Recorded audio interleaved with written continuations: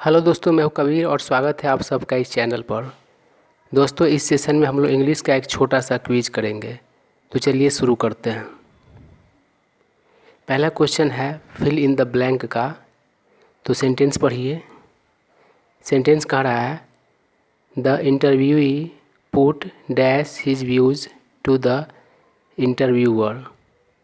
और ऑप्शंस है पहला अक्रॉस, दूसरा अबव, तीसरा डाउन, चौथा ऑफ।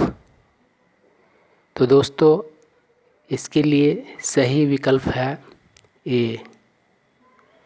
दोस्तों, इस सेंटेंस में इंग्लिश के एक फ्रेजल वर्ब का प्रयोग किया गया हुआ है। वह है पुट अक्रॉस।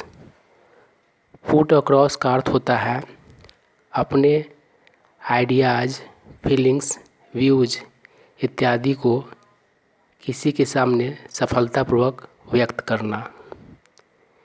तो इस सेंटेंस का अर्थ हुआ कि इंटरव्यूई ने इंटरव्यूअर के सामने अपने व्यूज़ को सफलतापूर्वक व्यक्त किया। दोस्तों, इंटरव्यू में प्रश्नों के जवाब देने वाले व्यक्ति को इंटरव्यूई कहा जाता है और जो व्यक्ति इंटरव्यू में प्रश्न करता है उसे इंटरव्यूअर कहा जाता है।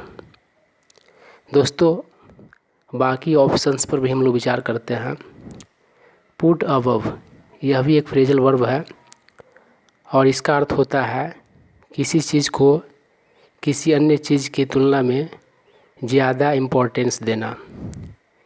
और पुट डाउन भी एक फ्रेजल वर्ब है और इस फ्रेजल वर्ब का बहुत सारा अर्थ होता है और इसका एक अर्थ होता है लैंड करना।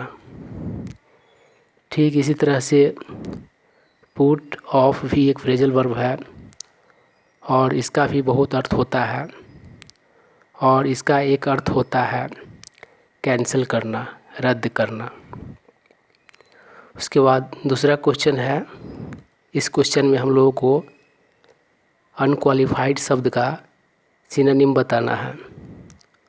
तो ऑप्शंस है इसके लिए पहला लिमिटेड, दूसरा कंप्लीट, तीसरा रियल, चौथा जर्मेन।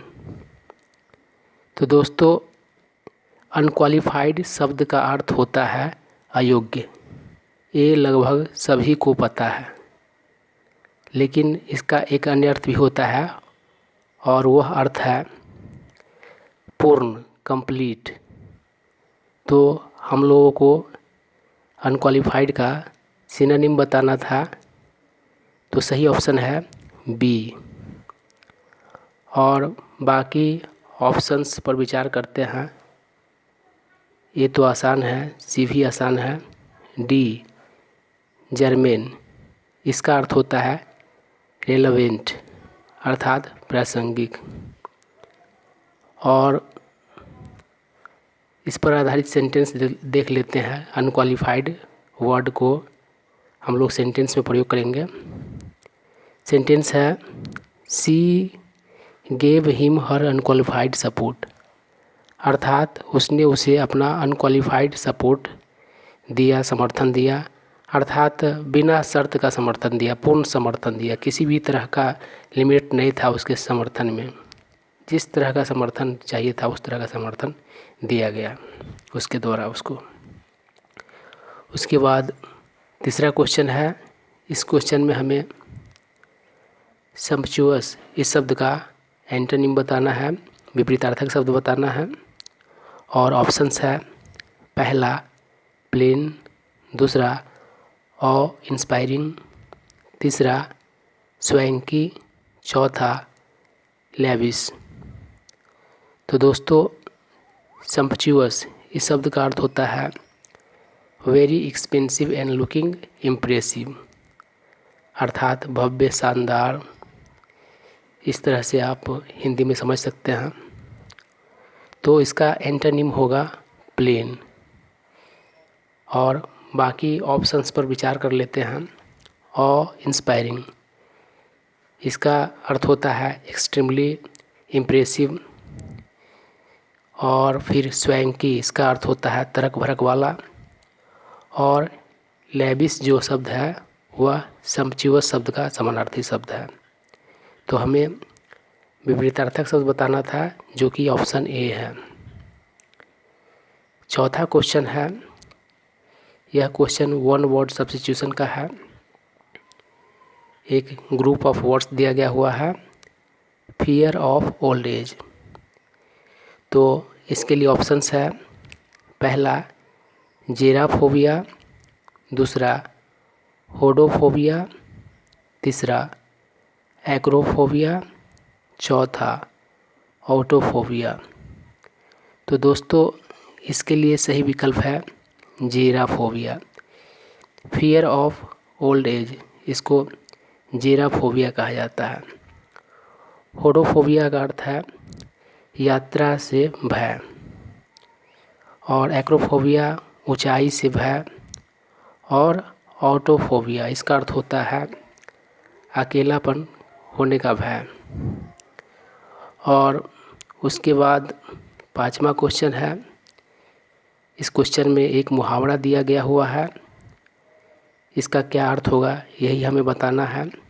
और ऑप्शंस है, पहला अ कंप्लीट फेल्योर, दूसरा अ कंप्लीट फियास्को, तीसरा a return to the initial situation, चौथा अ यू टर्न। तो दोस्तों सही विकल्प है C, back to square one का अर्थ होता है a return to the initial situation. फिर बी वाले ऑप्शन में एक वर्ड है फियास्को, इसका अर्थ होता है घोर असफलता, ऐसा असफलता जो लज्जाजनक हो। तो दोस्तों हम लोगों को जो बैक टू स्क्वायर वन के लिए ऑप्शन है वह सी वाला ऑप्शन है। तो इस तरह से आज का क्विज समाप्त होता है। तो दोस्तों इस तरह के वीडियोज़ नियमित रूप से प्राप्त करने के लिए आप हमारे चैनल को सब्सक्राइब कर लें। इस वीडियो को अपने फ्रेंड सर्कल में शेयर कर दें। अगर यह वीडियो अच्छा लगा हो तो लाइक कर दें। अगर कुछ जानना चाहते हैं या फिर कुछ सुझाव है तो कमेंट करें। Thank you.